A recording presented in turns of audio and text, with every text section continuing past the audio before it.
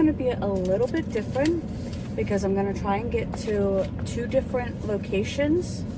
The first one is actually going to be part 2 of the Daniel Boone Homestead. It's going to be a Boone Craft. And the second location is going to be a Jacob Chem Farmstead Buildings.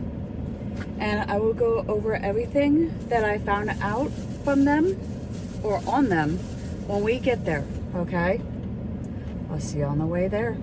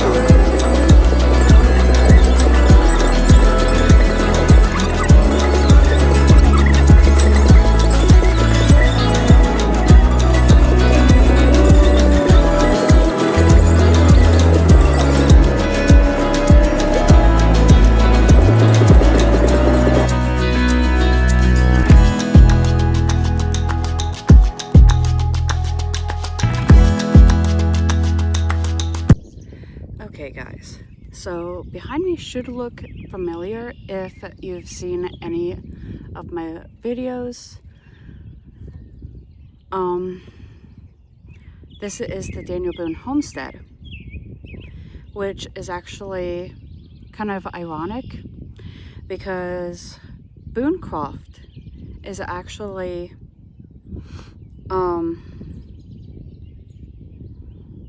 kind of related to Daniel Boone in a way. So let's get into the history of Boonecroft. Boonecroft is an historic homestead which is located in Exeter Township, Berks County, Pennsylvania. It was added to the National Register of Historic Places in 1982. This historic property includes the remnants or remains of the log cabin that was built in 1720 by Quaker settler George Boone III. These remains consist of a chimney and fireplace and are marked by a stone marker that was erected in 1925, the year after the log cabin burned down.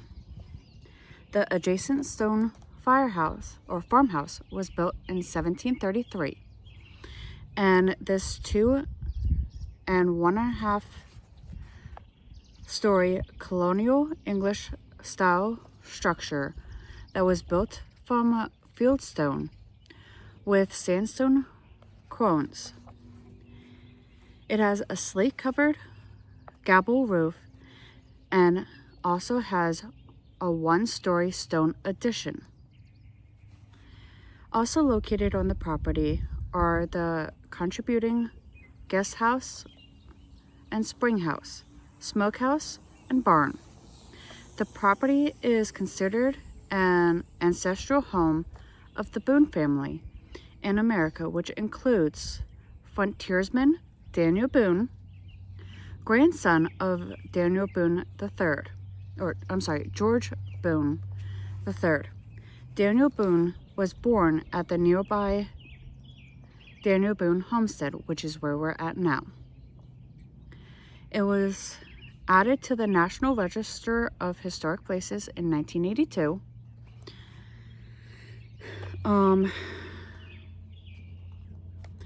Boonecroft is the historic ancestral home of the Boone family in Exeter Township, Berks County, Pennsylvania, built by George Boone III, the paternal grandfather of frontiersman Daniel Boone.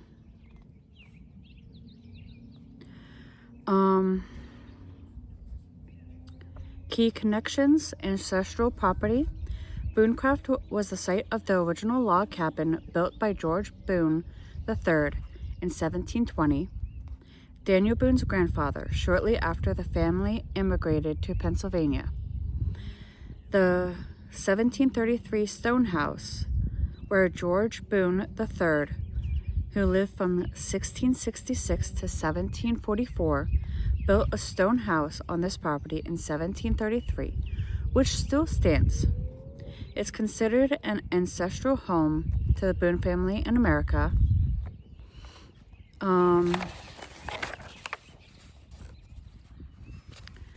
The burial site of George Boone III and his wife, Mary Boone, are integrated at the nearby Exeter Friends Meeting House. The historical significance: it was added to the National Register of Historic Places in 1982. The property was sometimes referred to the Old Boone Place by those who interested in local history. Boonecroft represents the earliest Pennsylvania home of the family before Daniel Boone moved to Yadkinville in North Carolina in 1750. Now, the other place that I wanted to go to was the Jacob Kilm farmstead buildings. Now, quick side note. Boone Croft actually looked like it was an active farm, so I didn't want to go and trespass on it. Jacob Kelm Farmstead buildings, it did not look like there was any parking there either. So, a little bit of history of that farmstead. The Ole Valley Kelms are descendants of Joanne Kelms, who first emigrated from Landau, Rhineland, Palestine around 1698. Joannes was born in Speyer, Germany in 1675 and left Germany after the French invasion of Palestine, which had ruined him financially. Joannes immigrated through the port of Philadelphia and staked out his warranted land claim in the Ole Valley, acquiring 300 acres. He soon returned to Germany, where he married his first wife, Katrina, in 1706. Joannes had 16 children by 2 wives, but only 9 of the children survived past childhood. He was one of the first few settlers in the Ole Valley and thrived there for about a half a century until his death in 1758. Jacob Kelm was born in 1724 and was the youngest son of Joannes and Katrina. Jacob married Magdalena Hoke in 1750, acquired from her parents a 300-acre farmstead located in 1.5 miles northwest of his father's farmstead near present-day Pikeville. Having constructed and living in a surviving dramatic house since 1753, Jacob Kelm was listed in 1767 as a woodturner, and in other records accordingly as spinning wheel maker, owning 126 acres, 2 horses, 3 cattle, and taxied 9 pounds. When Jacob died in 1799, Magdalena received the right to remain in a room of the house, but the homestead was inherited by their son, John. The wording of his bequest suggested that the 3-bay addition to the 1753 house was not constructed until after 1799. Since if the addition existed when Jacob wrote his final will, it seems doubtful that he would have confined his elderly widow to one room in the subsequently expanded dwelling. Now located in Pike Township, formerly a portion of Ole and Rockland, the 2-course rubble native limestone structure on the site are excellent examples of 18th century German influence in architecture. The original house was inhabited by Jacob and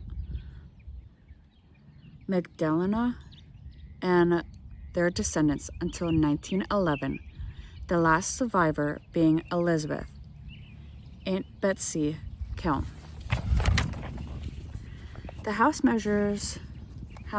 measuring approximately 36 by 18 feet without the addition is a 2.5-story building with a cellar under the stoop and the first floor kamer. The walls, of course, are rubble limestone, including a Frencellar version of the structurally reproaching corner block. So typically in prominent stone houses of the second half of the 18th century in the region. In more formal buildings, these joint binding corners blocks are more rectangular and typically more massive. In the Keim house, they serve the same mechanical function, but less precisely delicate stone courses in the wall pattern. According to early photos, the buildings originally had a red clay tile roof, but currently is covered in standing seam metal. A tile roof will be restored, borne by a necessarily robust rafter and purlin framing, stabilized by braced queen posts. When financial resources and enough old tiles become available.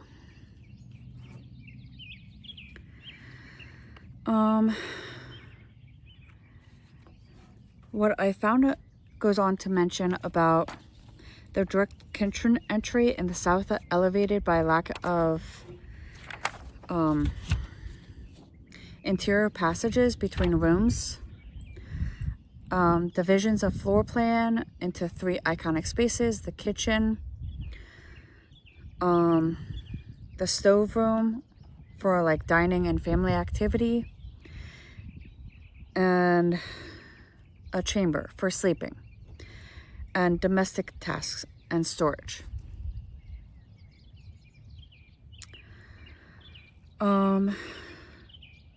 The centralized chimney serving the kitchen fireplace, and the job stove, and the stove, which was the stove room, which fed firewood through an aperture through the back wall of the fireplace. The original stove from the 1953 house did not survive.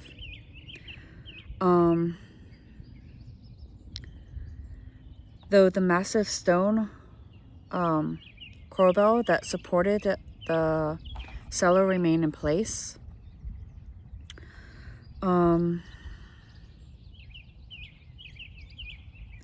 Similar evidence indicates that an early job stove on the second floor above the stove below.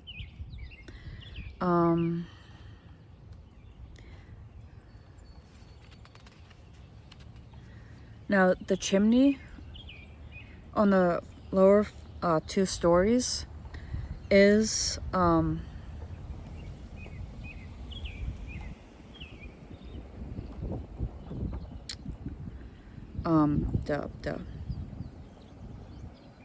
the chimney of the stone through the lower 2 stories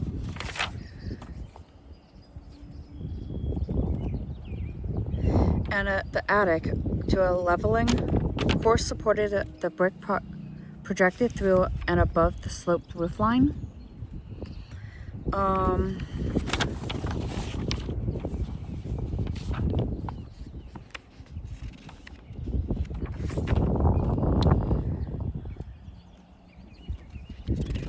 Now I'm trying to go through what I have just to make it so it's not so boring.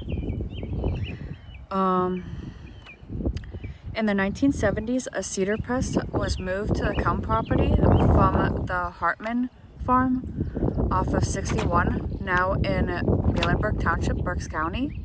It was placed in a new shed on the foundation of the former chicken coop, which had been torn down. A cedar mill was used for pressing the juice from crushed or broken apples. The pressed cedar mill, or the press itself, was joined with extensive chamfering from some ornation. It's still in working order. Dedicated at its new location on May 21st, 1975, the cedar press was placed on the National Register of Historic Places on January 1st, 1988. The homestead included the 1753 house, the craft shop, artillery as contributing structures, was designated a National Historic Landmark on December 11th, 2016.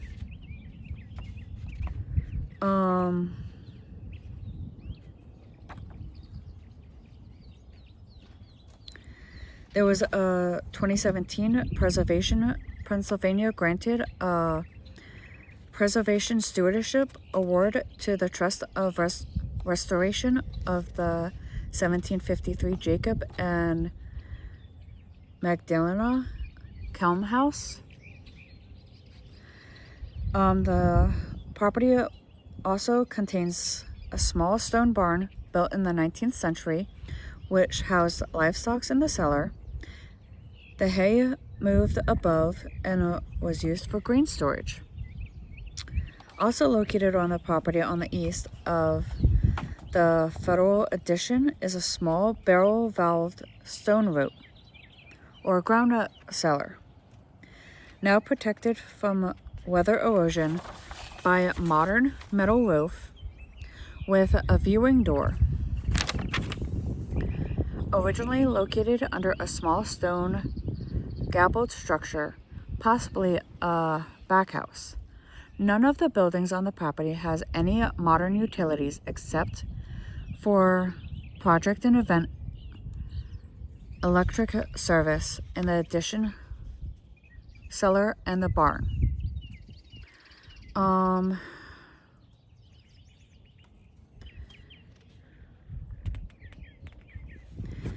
Now, I do have a little bit of information that I found online about this. The family house. The Ole Valley Kelms are descendants of Joanne's Kelm, who first emigrated from Loudoun, Rhineland, Palatine, around 1698.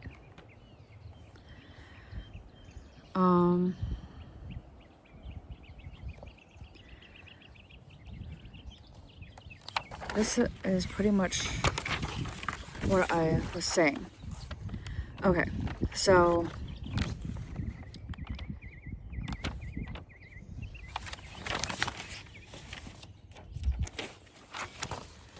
this looks like it's the direct kitchen access.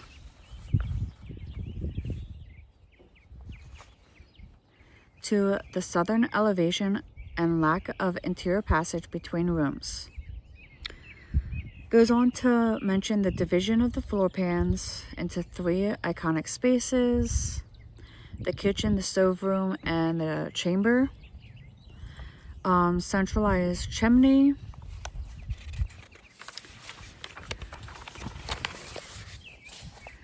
There is a great deal of evidence in artillery house showing aspects of its use as a turner shop by Jacob Kelm and his son Joanne's, named after Jacob's father.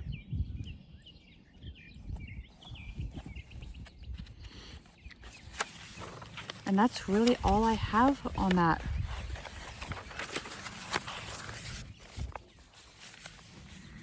But right now, I'm actually waiting for the tour to come back from doing the house tours at the Daniel Boone Homestead, and I'll take a little tour.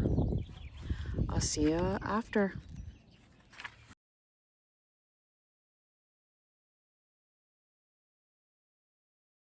This is, of course, the birthplace of Daniel Boone, who was born here on November 2nd, 1734. And part of the story of this site is the story of Boone's life here as a youngster, and also the life of his parents as well. But the Boone family, parents, lived here 20 years, 1730 to 1750, and we don't end our story in 1750. So we continue with the story of two other families who occupied the site in the 18th century. And through those three families, we can really tell the story in microcosm of this region of Pennsylvania, right? We are in Berks County, Pennsylvania. Are you from the area? Yes, okay. Hamburg actually. Oh, yeah, okay, from Hamburg. Okay, so you are actually in the Ole Valley right now. Okay. This is you're technically in Exeter Township, right? And the township next to us is Amity Township. In fact, this site actually is the border between the two townships. And north of here is Ole Township. Those three townships taken together are the cultural Ole Valley region. And by talking about the three families who lived here and occupied the house, we tell again in microcosm the story of this region.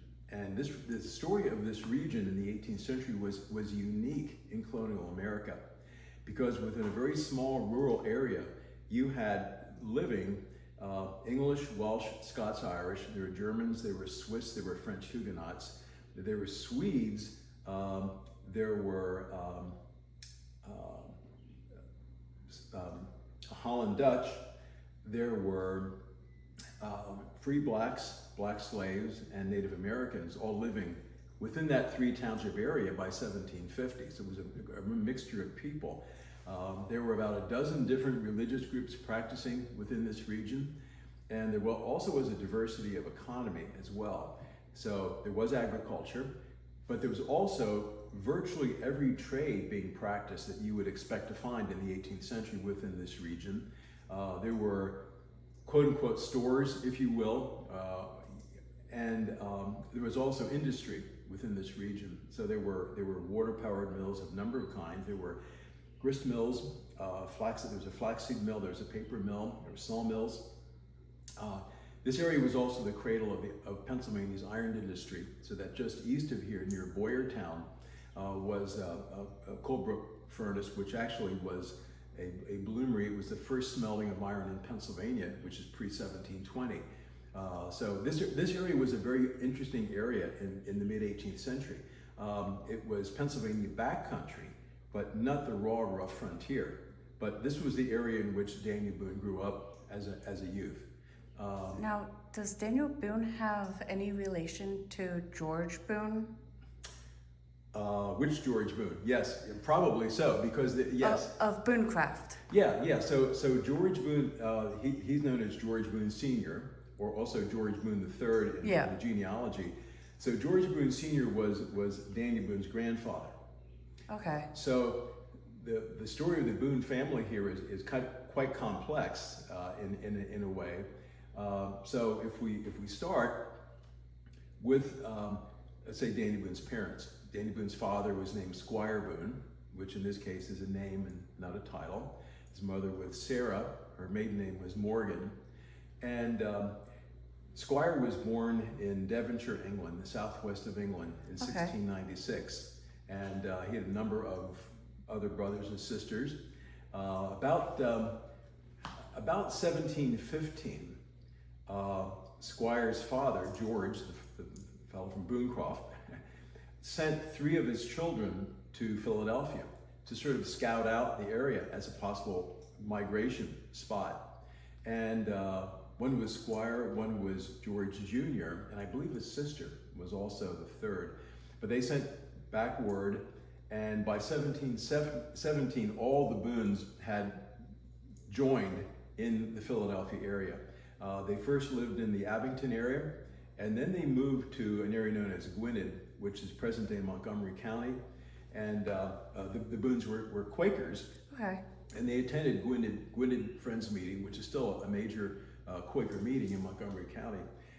And that's where kind of the family, the children started to have lives and what have you.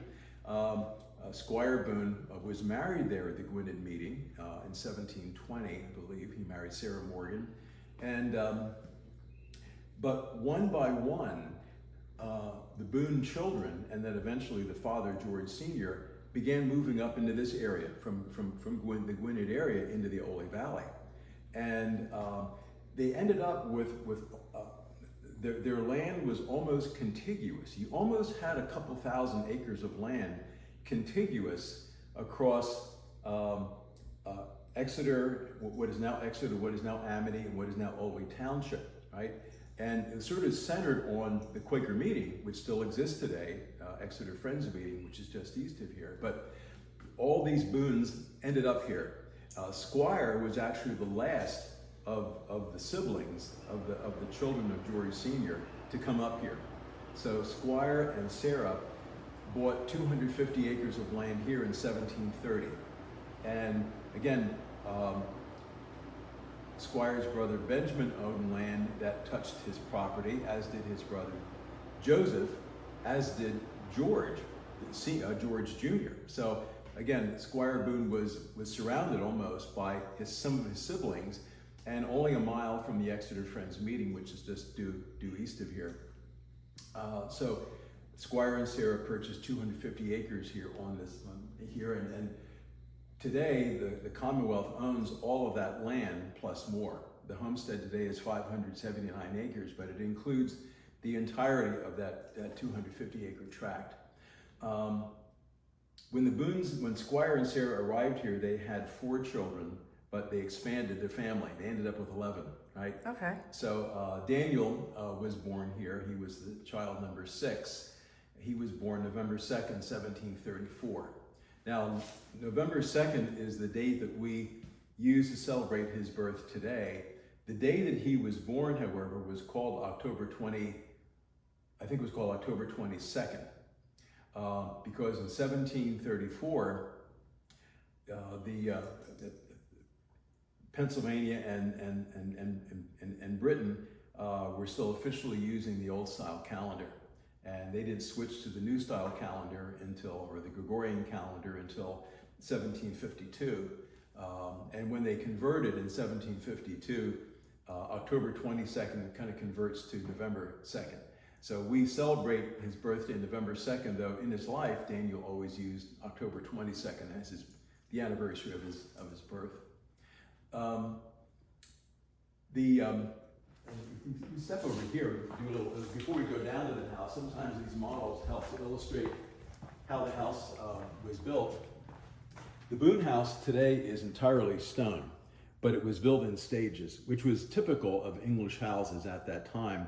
The first part of the dwelling house we think the Boones built looked like the model to the far left, which was a one-story log house with a stone foundation. The house if we go down to the house, it's about 50 yards just down this path, and it's actually located almost exactly within the 250 acre rectangle that the Boones owned. But that was not the usual placement of houses on properties here. It was far more common for houses to be built on the perimeter as opposed to the middle. Because why would you generally the roads ran along the property lines. Okay. So why would you build a lane way into your property when it's more convenient? So if you go through the Olney Valley, all those farms, those farmhouses, they're all built on the edge of the property, not in the middle. Honestly, I didn't take notice of that. Yeah, well, I mean, you wouldn't necessarily know, but the farmhouses are very close, usually, most of them, are very close to the road, right? Which was the property line. The roads all through this area were the property lines in the 18th century. But the reason that this house is in the middle of the property is because the best spring was located there. And they actually built the house over top of the spring, which still flows today. That makes sense. So, you do occasionally you will find houses built in the middle of the properties because of factors like that, or geography, or whatever, But at any rate, the house was located where it is because of the presence of the spring, and we believe they did have a stone foundation, full cellar, but it was a log house on top. The Boones eventually added in the next model a shed-roofed addition, and we have remnant of that foundation that exists within the cellar that we've kind of interpreted as a shed-roofed addition. A number of existing English houses in this area from the mid-18th century have shed-roofed additions like this. So we kind of figured that that's what it might have looked like. Now, sometime around mid-18th century, we wish we could be more precise, but sometimes you just don't know. I mean, there are, so sometime around mid-18th century, that shed-roofed addition was removed, and added onto the house was this two-story stone house to the right, right? That two-story stone house is a very typical English vernacular farmhouse. Okay. And there are many, many examples that exist within this region, within Exeter and Amity and Oley Township, of traditional English houses exactly like this. And it's very, I believe that the Boones probably built it, but it's possible that the Boones did not, because it was probably built right about the time that they left, right? So it was mid-18th century. Yeah. But at any rate, the house then, after the completion of that portion of the building, was stone and log joined together, right? Okay. And we, again, I believe there's a lot of circumstantial evidence that the Boones completed this house before they left in 1750. In 1750, the Boone family sold their land here. They actually kind of split it. Squire Boone sold about 100 acres to his brother Joseph Boone, whose land was contiguous. And then the remainder of his land, which is about 150 acres, he sold to his cousin, whose name was William Maugridge. And then Maugridge moved in. And the Boone family, Squire and Sarah and all 11 children, migrated to North Carolina. And then William Maugridge and his family then moved in. William Maugridge was an interesting guy. He also was born in Devonshire, England, which is the extreme southwest corner of England. Came to Philadelphia in the 1720s, where he worked as a shipwright and a carpenter. We know that he lived on Alfred's Alley for some time. He was not a Quaker. He was an Anglican. In fact, he served as a vestryman at Christ Church in Philadelphia, which is on 2nd Street, which is not only an Anglican church, it was the Anglican church in the English colonies. And it was the Anglican church in Pennsylvania. But William Maugridge served as a vestryman alongside of Benjamin Franklin and a number of other very prominent people. Really? Yeah. So we know which house that Maugridge lived in Alfred's Alley. He eventually relocated to another property at Front and Race Street. Then in 1750, he moved up here, bought this house, right? And occupied this site. 2 years after he arrived here in 1752, this county was formed. That's Berks County. And in that year, Maugridge was appointed a magistrate by the governor. What was Berks County before? So Berks County before 1752 was, or I should say in 1752, Berks County was created out of land from 3 different counties. Okay. So basically from the Schuylkill River to the east, right? That portion was Philadelphia County. So this was Philadelphia County. Hamburg was Philadelphia County, okay? This was part of Philadelphia County, but just across the river, right, what is now Birdsboro, that was Lancaster County, right? Really? Before 1752. And then the extreme southern end, like, Union, what is now Union Township and Carnarvon Township, that was Chester County.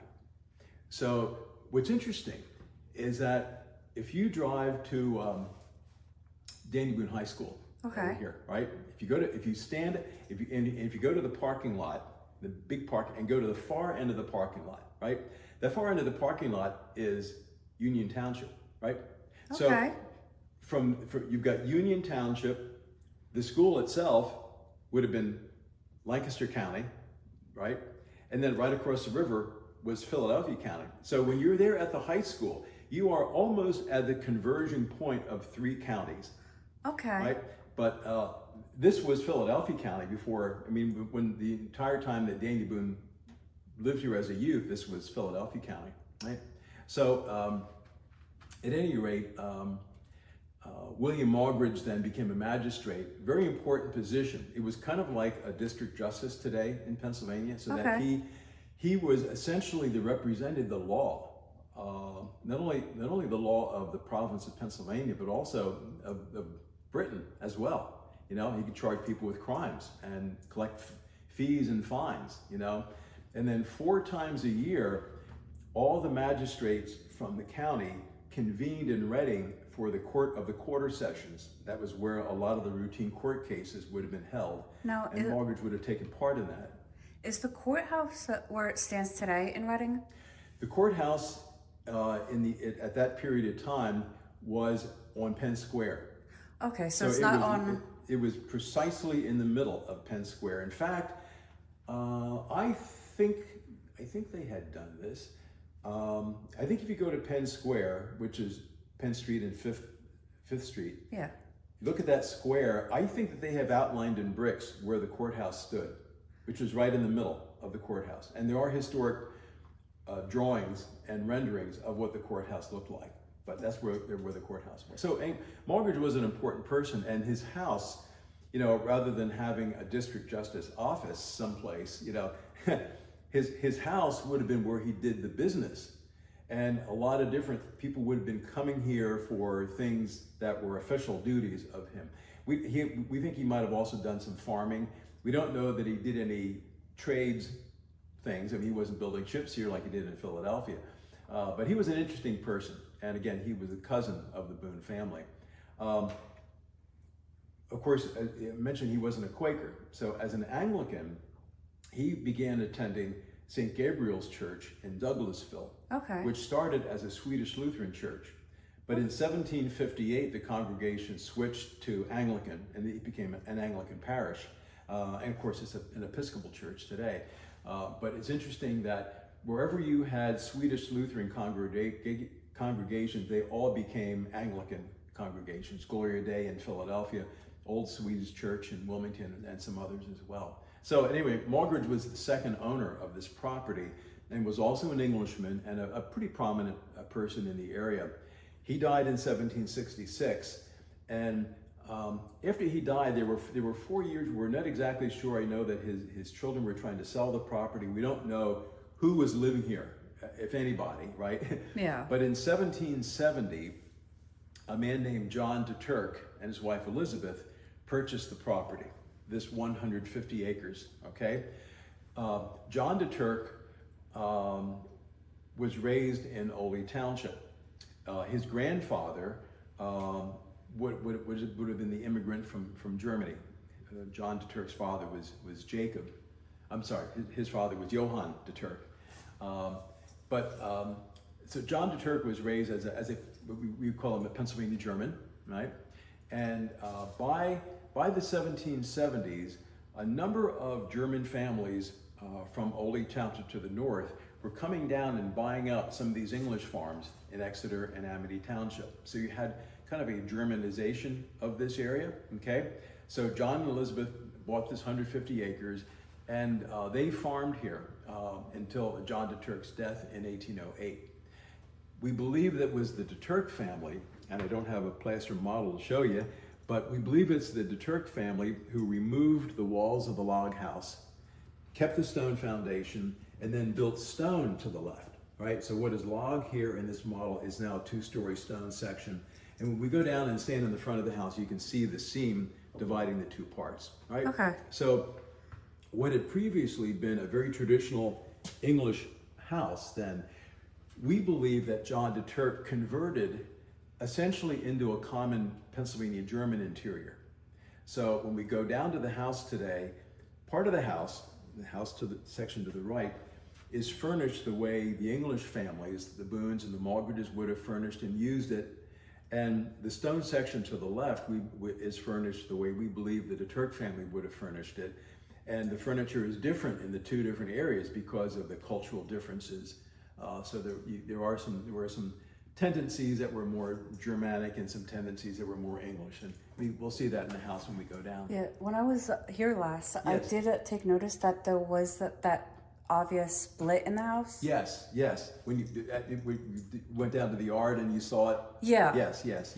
So that's the reason for it. And this house is somewhat representative of of other houses within this region where you have additions being put on and changes.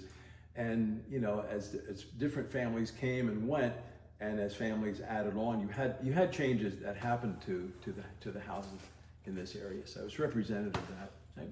So one quick thing before we go down to the house, I'll just mention that, of course, the Boones left here from North Carolina, and a lot of people ask, well, why did they do that? I was actually wondering that. Yeah, so first of all, Squire Boone was a tradesman. He was a weaver and a blacksmith by trade. Okay. But they did some farming, and all the children would have helped in all those different kind of activities, and, you know, from hunting and farming and what have you, food, you know, all the family would have been involved in all of that, and probably helped as well in the weaving and the blacksmithing. We think that Daniel Boone learned some blacksmithing here, which he used later in life, right? But again, 1750, the Boones sold their property and moved to North Carolina. Now, in 1743, I mentioned the Boones were Quakers. In 1743, Squire Boone had a minor falling out with a Quaker meeting over the marriage of his daughter to a non-Quaker,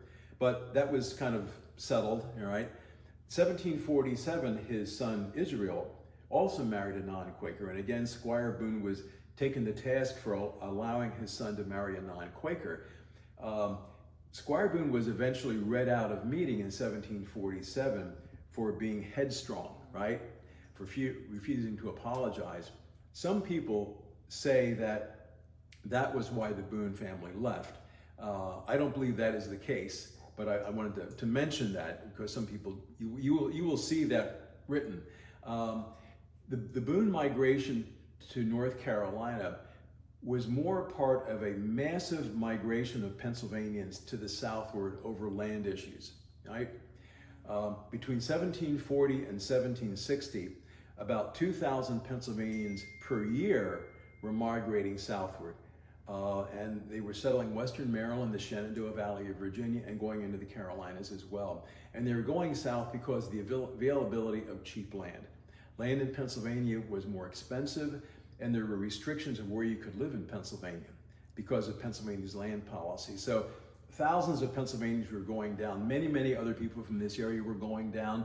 Another local prominent family which made the migration was the Lincoln family, and they almost pretty much paralleled the Boone chronology of their move. So many other people were going down, and you know, one of the things that's kind of interesting is that when you think about Squire Boone's father, George, okay, he ended up on a farm here with his children on adjoining farms all around him, right?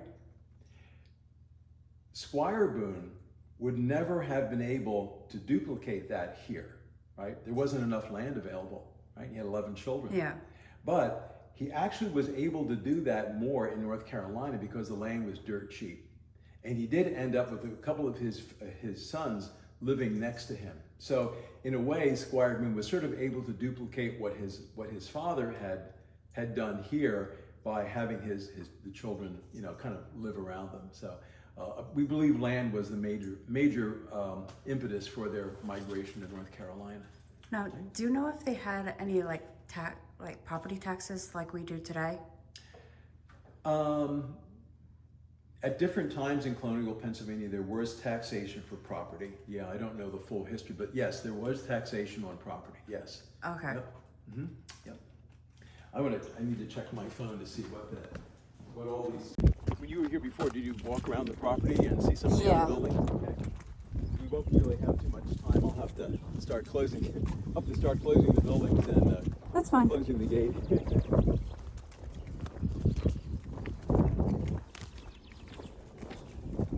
It was one of those things where I decided to come here last minute because the other two spots that I wanted to go to did not look like they were like this. Okay. The one looked like it was an active farm currently. Oh, okay. Which one is that? It was Boonecraft. Oh, okay. Well, that isn't. Well, it's private property. Yeah. It's actually owned by Pat Mascaro. You know, who owns the landfills. That's actually Mascaro. That's owned by him. I don't know that he resides here, but that's owned by him. Yeah. And then the other one was John something. And that one looked like it didn't have parking like here. Okay. Was that a regular historic site, or was that Yeah. also private? Really? In Both of them in Berks were- County, or? Yeah, both of them are in the historic. Oh, was it the Mounts Jones house? Is it the Mounts Jones house? No, it was John. I forget what the last name was. Okay. Well, this is a smokehouse. This, we believe, is one of the surviving 18th century structures that that's still here. This and the Boone house, at least, are two 18th century buildings that survive. There would have been many other outbuildings here in the 18th century. And would you think about the Boone family? At the time the Boone family left, they had 11 children plus 2 adults. Yeah. We believe 2 of the children were married and their spouses were living here, and we know that an apprentice, a blacksmith named Henry Miller, was living here also. So they had a number of people living here on this site, and maybe they weren't all in the house. They might have been other buildings, and of course a number of other outbuildings as well. This particular barn was probably built by the DeTurk family in the late 18th, early 19th century, but certainly the Boones would have had some types of other stables or barns and other agricultural buildings here on site which don't survive. The blacksmith shop that is here was moved here from Amityville when this historic site was being developed in the 1940s and 50s. So this is not original to the site. It is an 18th century building, but Danny Boone's father would have had a blacksmith shop here somewhere. Yeah. So again, we've never done extensive archaeology on the site, but there certainly would have been a number of other outbuildings that would have been here in the 18th century that don't survive. Right.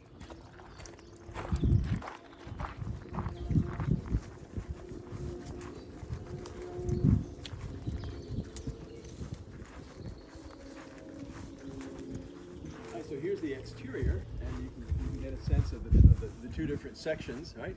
Yeah. Section with a porch to the right, circa mid-18th century, either side of 1750.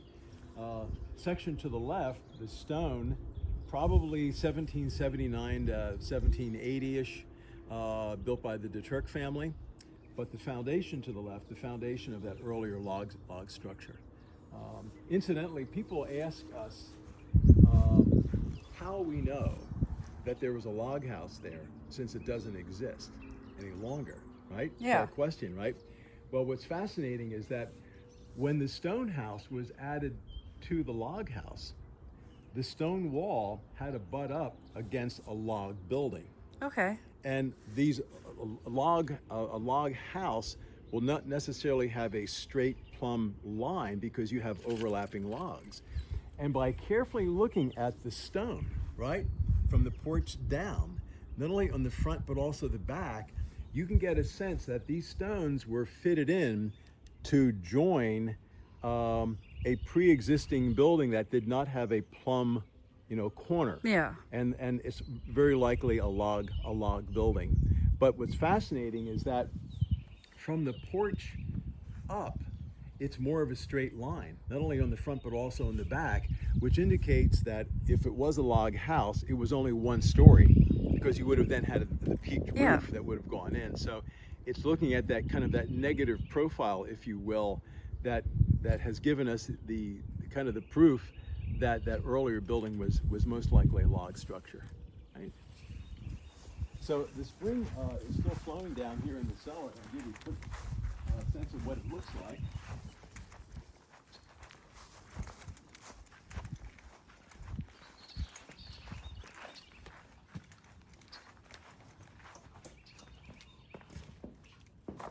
Now you want to bear left when you come down here. By the way, we have some of these other folding tables and things that you see around here. These are staged for our school programs. We have an extensive education program, living history program for schools, and we have a couple more we're kind of in the middle of the school program season. So we have this week several school programs. So these tables are here staged for those programs. That's why they're normally not part of the part of the exhibit. But the stone walls around us here, this is the foundation of the log house, essentially. And this is the trough of the spring. There's a little frog hopping around in there. A couple of them, actually. Yeah. But at any rate, this is the original spring still flowing today. And, you know, the whole cellar would have been used for stockpiling all kinds of various food and provisions, you know, and the spring itself, you'd have numerous crocks of dairy products, milk, cheese, butter, which have been immersed in the spring to keep them cool. And then, you know, down here you'd have things like piles of root vegetables, potatoes and turnips and things like that. Fruit could be stored here in barrels with straw to preserve, and you'd have things like vinegar and distilled cider and things like that. The kinds of beverages would have been a stockpile down here as well. So this would have been an area for storing foodstuffs of all kinds, and of course would have been a source of water for cooking and things like that as well. Yeah, okay. So an important storage area. But the fabric down here, the stones and even the joist and the summer beam would have dated from the Boone occupation in the early 18th century. Okay. Okay, let's step back to the front and I'll go through the inside.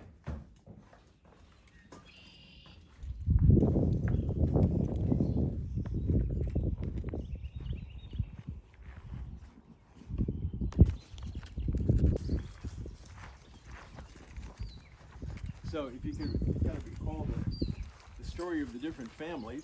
Yeah.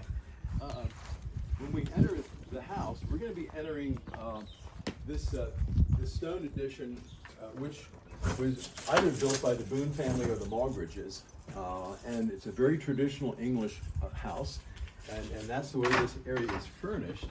So when you walk in a house like this, you basically enter into a two-room configuration.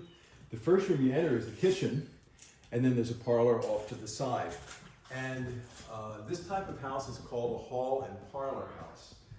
The hall is not a stair hall, but hall is an archaic English term for a workroom or kitchen.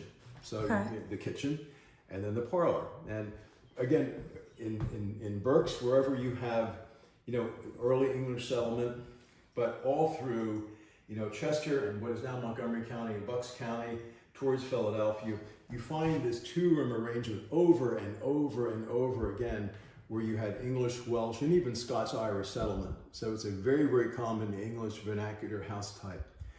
It's pre-Georgian, right? So, you know, these houses don't have formal center halls, right?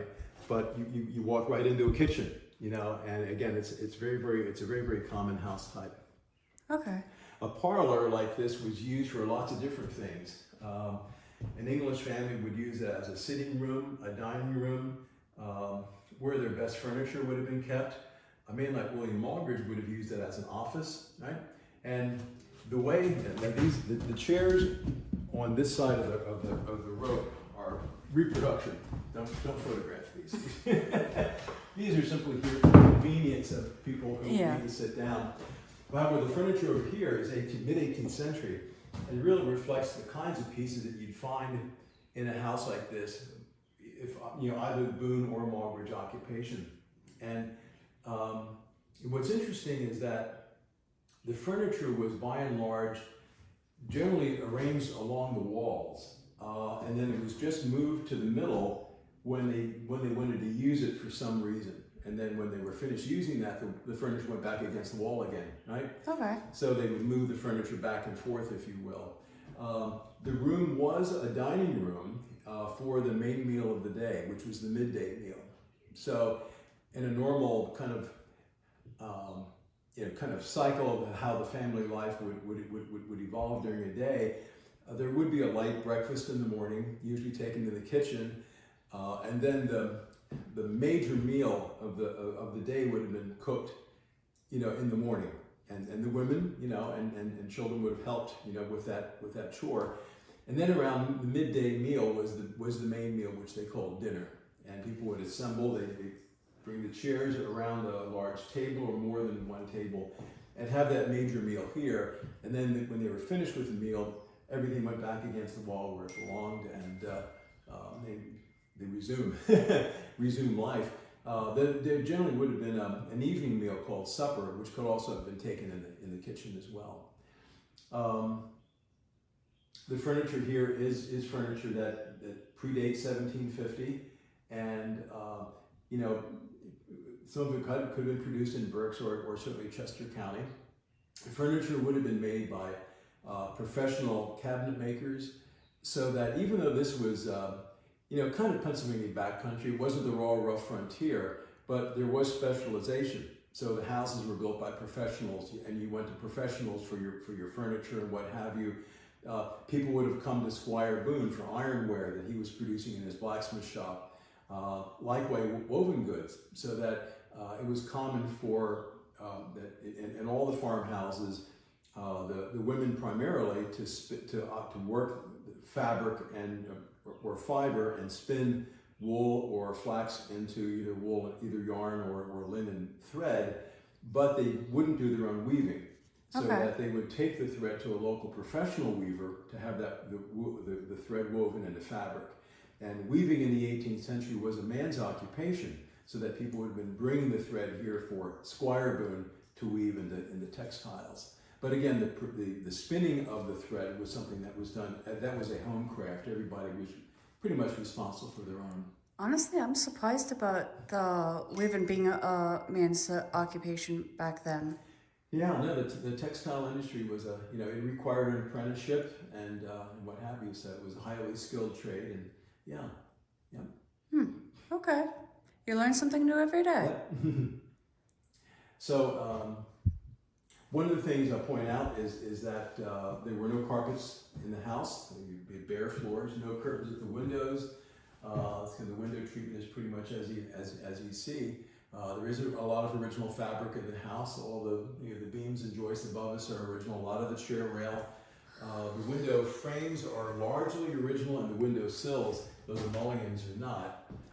So there's a high degree of originality here. Now the floors in the parlor and the kitchen have been replaced, but the floorboards upstairs are all original. So you're looking at the bottom of the original little floorboards that were here in the house. And again, this house would have been produced by professional housewrights that the families would have hired to build their houses. Even log houses were built by professionals, not a settler with an axe on his back and went out and built a house. Right? Thank you. So we can go into anytime you have a question, just feel free to ask. So of course is the kitchen where they would have prepared all the meals, and what really dominates this room is the fireplace and the size of it. But this doesn't mean, looking at this fireplace, that they built bonfires.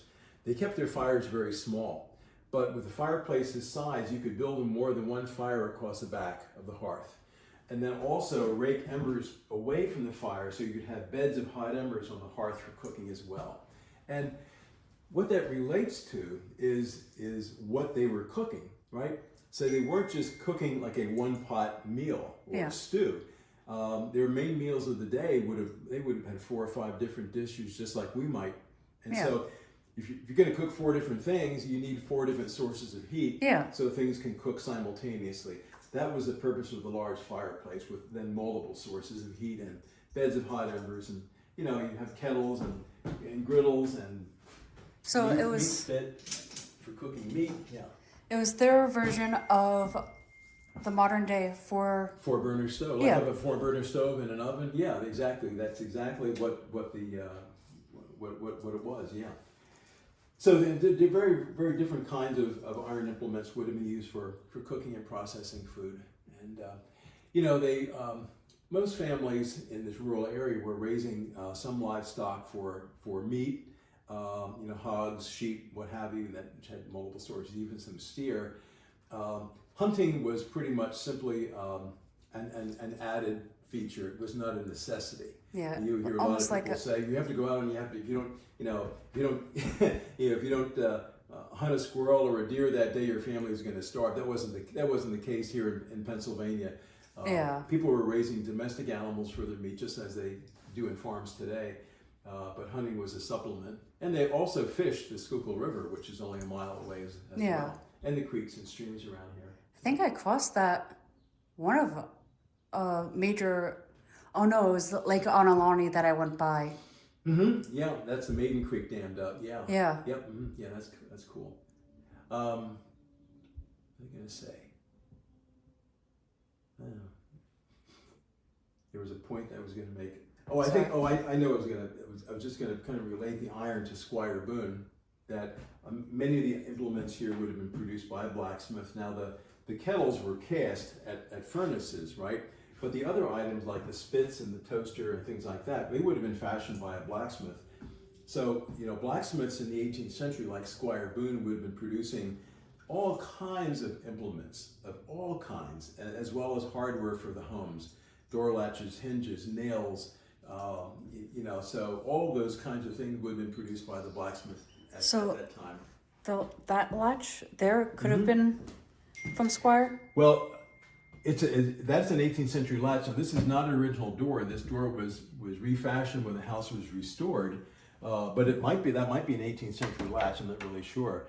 But there's other iron here that's in the house that could possibly have been fashioned by him. Yeah, absolutely. Yeah, if he built this house and he was a blacksmith, he probably produced the hardware for it. Yeah.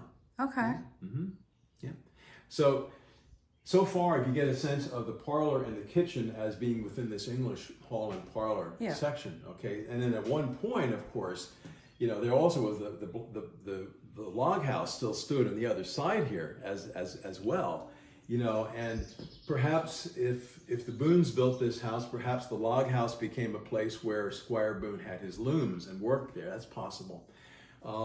We're not really sure, what Moggridge might have used the log house for, but I will say that William Moggridge, we know, had at least one indentured servant, because there was at least one who ran away and who was advertised in the Pennsylvania Gazette, so he probably had more. And Moggridge also had two slaves here as well. So when Moggridge died in 1766, the two slaves are mentioned in his will, that they were willed to his wife. It was a woman named Chloe and a man named Dick. So there were two slaves. Now, within the Oley Valley, there weren't that many slaves. There probably were less than a couple dozen slaves within this 3-township area, but they did exist. Hi. Hi, how are you? Good. Yeah. We're 2/3 of the way through the tour, right? Okay. But are you by yourself, sir, or you have? No, my wife is out there. You can invite her in if she wants to. We'll try to confuse which generation Daniel Boone belonged to. All right, Daniel Boone was born only 2 years after George Washington. So when you think about Boone, think about the generation of Washington and that earlier generation. Mm-hmm. Boone is often confused with Davy Crockett, or David Crockett as he was known, because the same actor played both roles in television. I guess Parker was, but at any rate, Crockett was born a half century after Boone. Mm-hmm. Crockett was born in the mid-1780s. So at any rate, think of that earlier generation. Daniel Boone's parents were English Quakers. His father was named Squire Boone, which in this case is a name and not a title. His mother was of English and Welsh settlers here. Tended to build houses and create furniture like what they knew in Europe. The same way with the German and Swiss settlers. So when you look at that first generation of people living in this area in the 18th century, you find there's a real European feel for the material culture that was kind of left behind. But this is the area in which Daniel Boone spent his boyhood. His parents lived on this site for 20 years, 1730 to 1750. And then in 1750, they sold this land and migrated to North Carolina. Their motivation for leaving was land. Thousands and thousands of Pennsylvanians were moving south in the mid-18th century, being attracted by cheap lands in Western Maryland, Virginia, and North Carolina. And the Boones were part of that. And then, Daniel Boone, as a youngster, he was about 16 when the family left here. He kind of finished his youthful years in North Carolina, and then somewhat later in life, he began taking long hunts over the Appalachian Mountains into an area known as Kentucky. And in the early 1770s, he was hired to blaze a trail through the Cumberland Gap to lead settlers into Kentucky. And in the mid-1770s and 1780s, he became a real leader and a very, very important person in the settlement and of Kentucky and the defense of those settlements.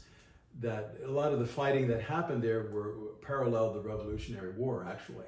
But Boone became a pivotal person in the settlement of Kentucky in the 1770s and 1780s. That's what he's chiefly known for in history. But again, he was a Pennsylvanian. And many of the people that Boone led into Kentucky were also Pennsylvanians. And many of the other people who he interacted with in North Carolina were Pennsylvanians as well.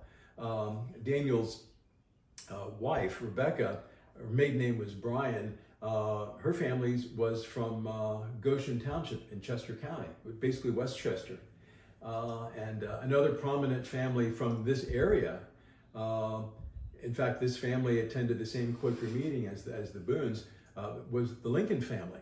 And so when he was president, Abraham Lincoln said, "I'm descended from Quakers from Berks County, Pennsylvania." So at any rate, that's kind of the story of this site, and this is the boyhood of Daniel Boone. After the Boones left, this house wasn't abandoned, right? The history continued. And so part of the story that we're telling here is not only the story of the Boone family, English Quakers, but also the two other families who occupied this house in the 18th century after they left.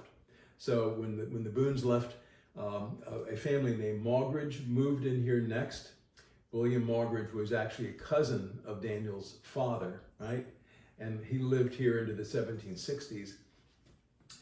The house that you're in here, this part of the house from that wall over to here, is a two-story stone house built in the mid-18th century, either by the Boone family before they left or by the Maugridge family after they purchased this house.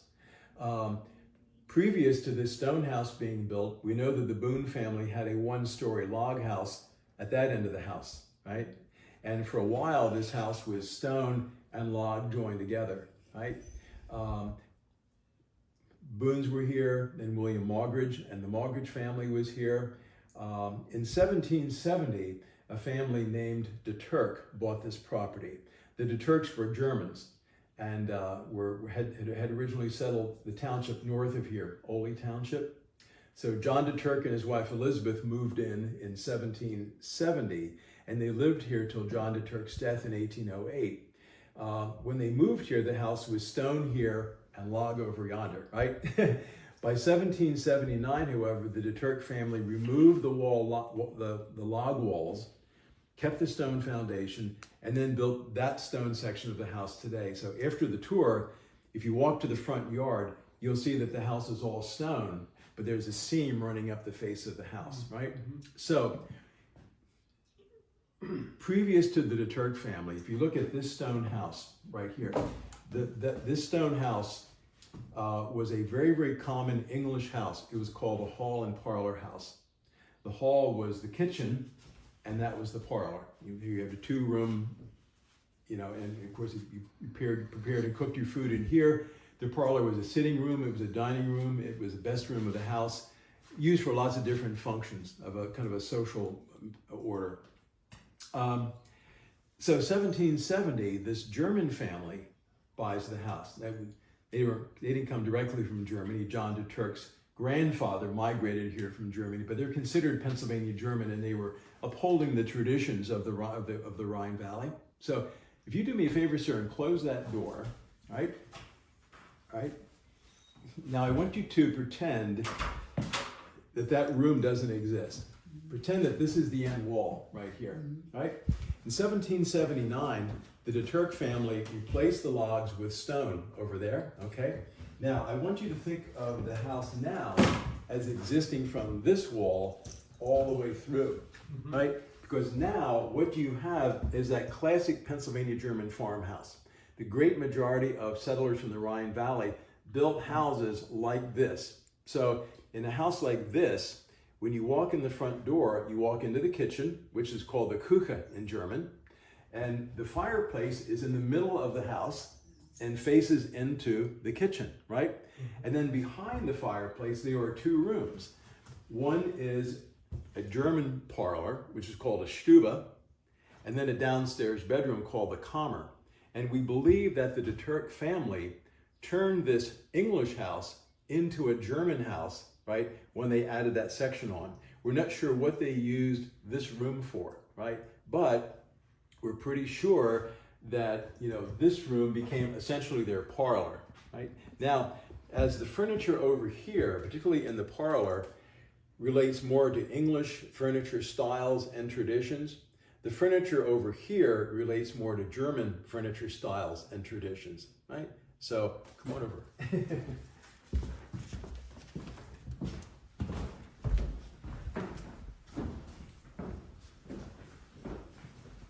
So the Stube, well, first I should say that these two rooms taken together constituted the size of the Boone's first log house here. And there would have been a fireplace here facing this direction. That fireplace would have been removed when the stone house was built onto it. But again, the stone walls built 1779, and this room became what was called the Stube in a German household. And this would have been a family gathering place, a sitting room, a dining room, and it's where they kept their best pieces of furniture. And so that the dining table was generally kept in the southwest corner of this room with either chairs or benches along those two walls for sitting. That is a very Germanic custom. You see that all through the Rhine Valley in Germany, where the dining table is in the southwest corner of this room. And these ladder back chairs and the table are very Germanic styles. There are different kinds of ladder back chairs that were built in the colonies. These are Delaware Valley ladder back chairs, which is a Germanic style or Germanic design. We know that in 1808, when John de Turk died, they inventoried his belongings, and we know that his two most valuable pieces of furniture were his tall case clock and his large wardrobe called a schrank. Those two pieces would have been in the schrank. I'm sorry, these two pieces would have been in the Stube because they were the two most valuable, and this is kind of where you showed off your best pieces of furniture. So, got a tall case clock, and the schrank would have held the clothing of John and his wife Elizabeth. So even though there are bedrooms upstairs and pretty large bedrooms, the small bedroom next to the Stube, which is called the Kammer, was the master bedroom, right? And these two rooms are sort of a master suite. So they certainly would have kept their clothing in this piece of furniture here. There also is a stove in here. Now this house has only two fireplaces in it. The cooking fireplace, and there's a small heating fireplace in the parlor, in the English parlor. We know when John de Turk passed away that there were 10 plate stoves in the house, and we believe that there was one in this location right here. This 10 plate stove predates 1808, so it's certainly of the style that may have existed here when John de Turk lived here. There would have been a stovepipe which would come up and make a right angle bend into the back of the chimney stack, and then this would have provided heat, you know, for this part of the house.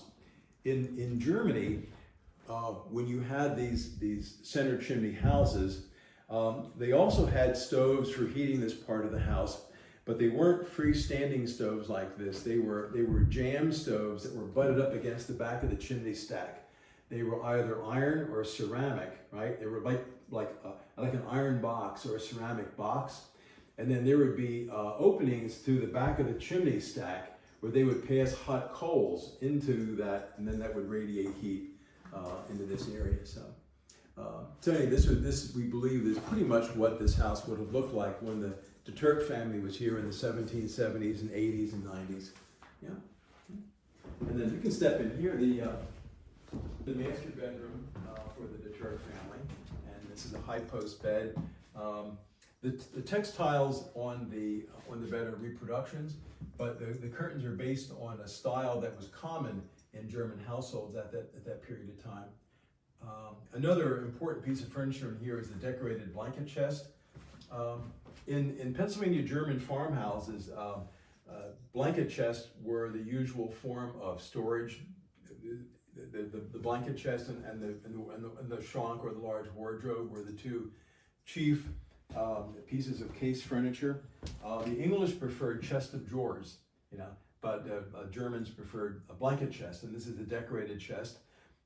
It's actually, we know the maker of this chest is Johann Rank, who worked in what is now Lebanon County in the 1780s.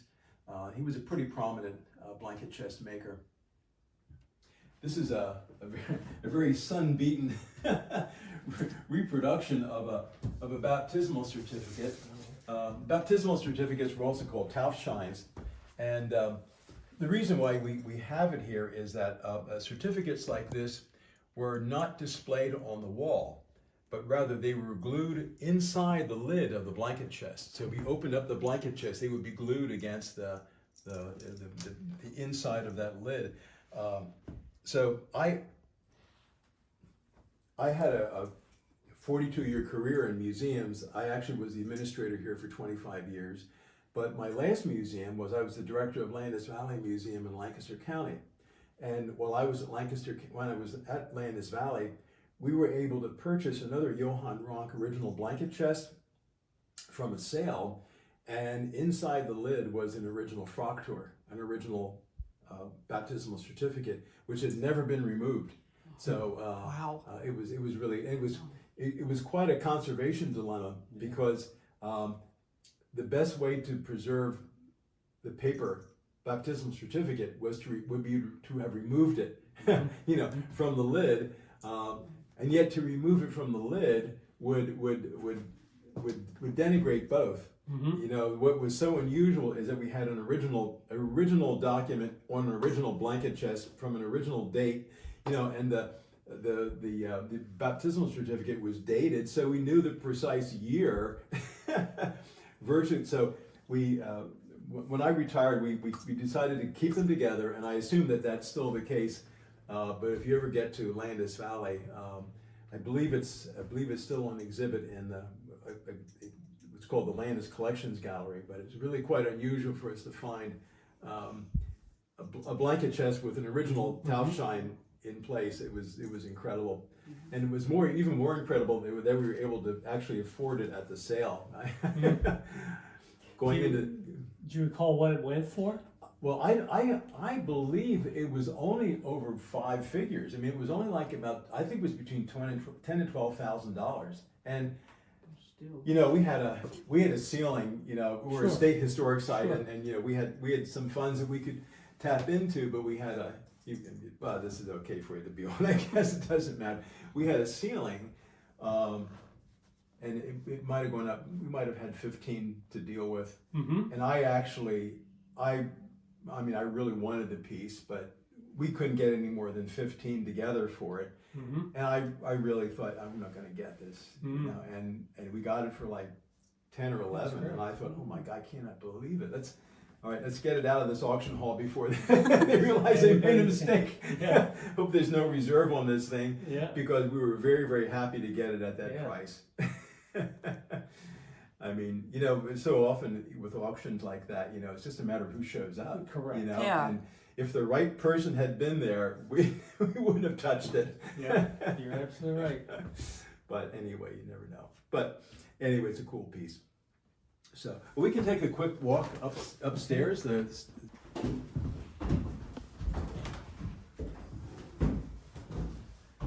Valley's on our hit list for this summer, maybe. Oh, that's great. It's a great museum. It really is.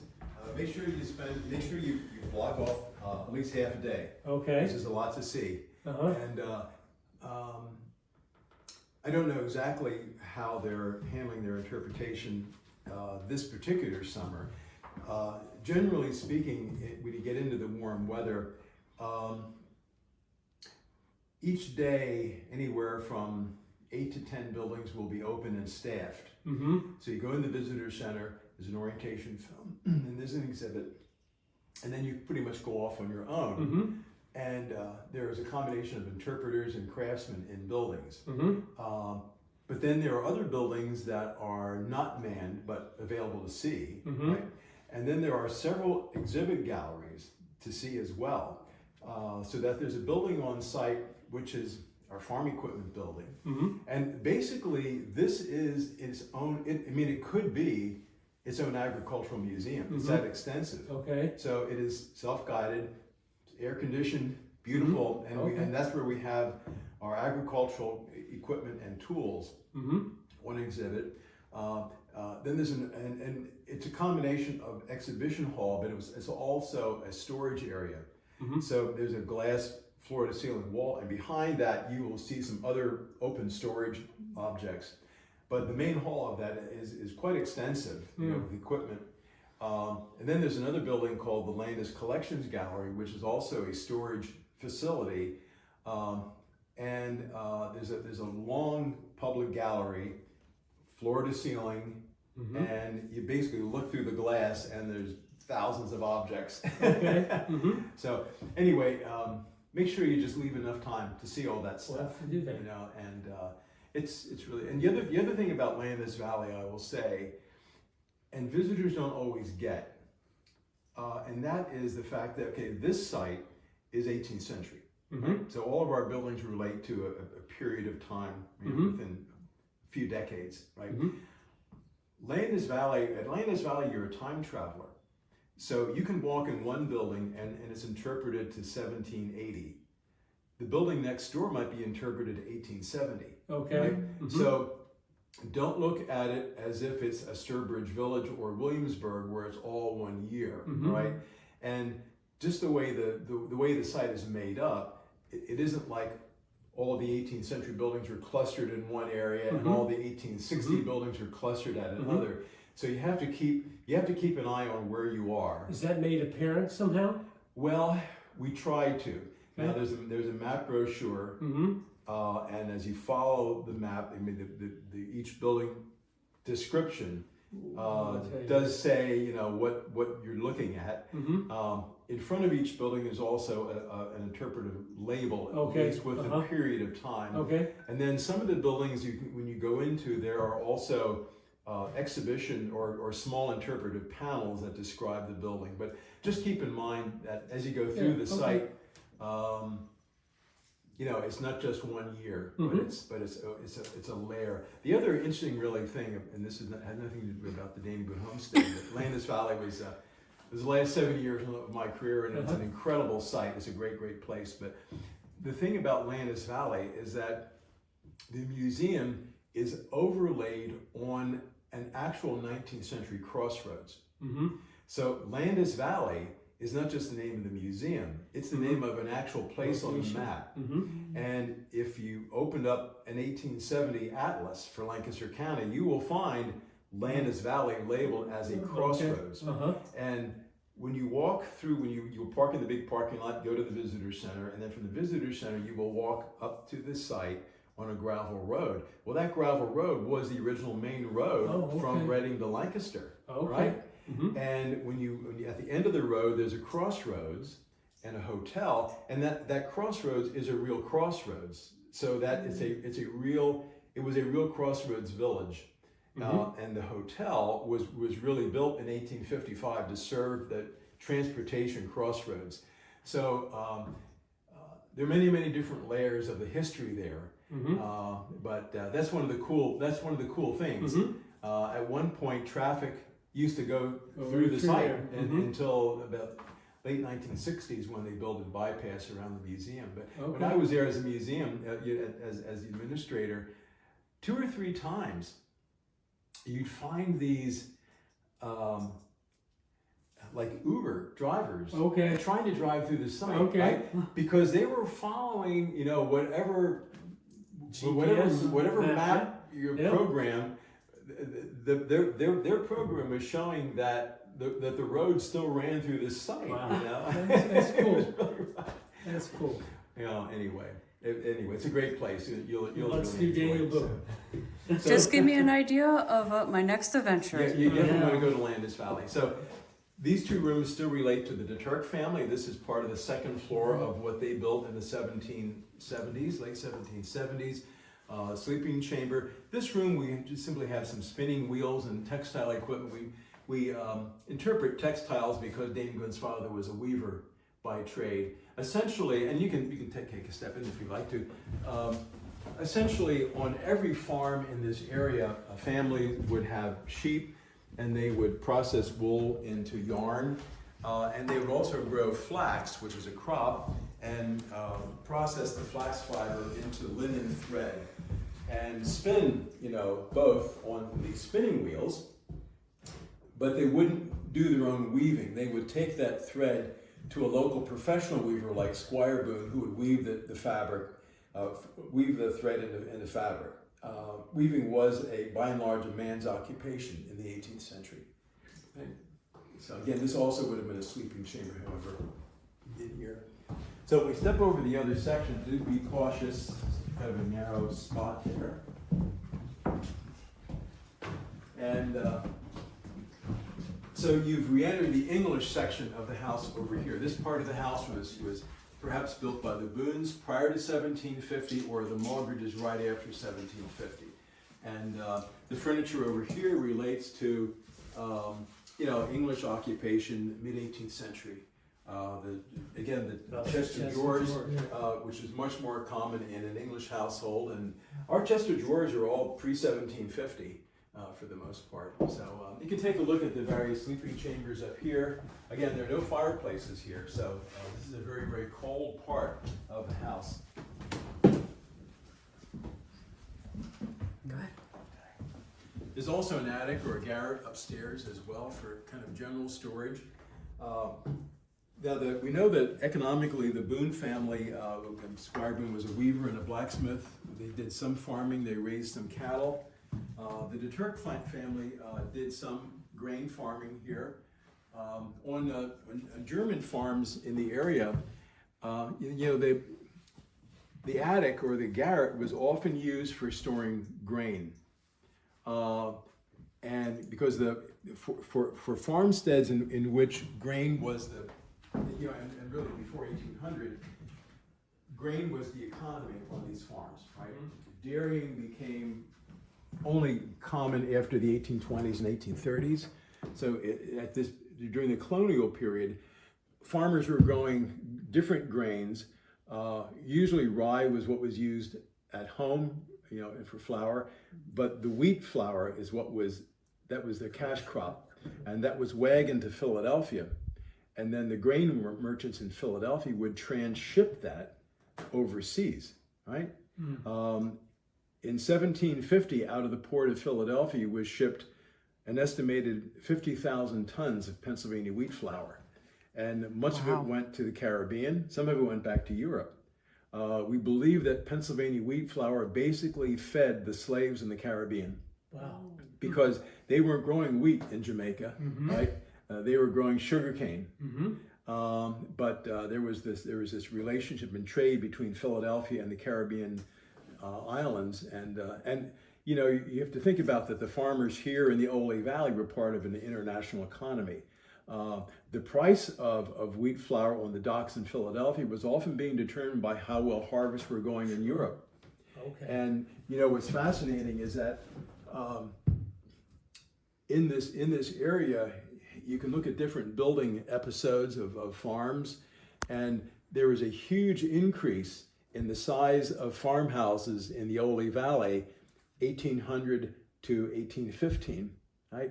So what was happening in Europe between 1800 and 1815 is the Napoleonic Wars, right? The wheat production in Europe was being destroyed, and Wellington, after the Iberian campaign and the Peninsula campaign, Wellington said we would not have been able to win this war without the import of American wheat flour, and much of that was coming from Philadelphia.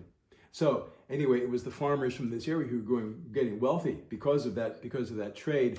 And Philadelphia was only 50 miles away, so they were wagoning that grain to Philadelphia, and that was the source of the prosperity for this area. But the attics or the garrets of these farmhouses were where they were storing their grain and their wheat before it was being sent off for sale. Stored in barrels, probably. Probably, well, and in sacks, and in Sacks, grain sacks okay. and bins, you know. This desk here, the Yeah, the top lifts up. the top I would opens up. expect it to lift down. Correct. Is there a Yeah. arm in there that holds it up, or No, you would just kind of Up against the against the wall. Yeah. Okay. Yeah. It kind of would suck if you had a hay fever with all the wheat and. Well, yeah. I mean, I'm sure that I'm sure that you'd have some grain dust. Absolutely, among other things. Yeah, for sure. Right. All right. I'm going to go down and open the back door to shed. I'm going to. I gotta have to start closing up the site. Sure. Okay, so today was not completely a bust because I was able to do the tour and I did get permission from the gentleman to be recording on the tour.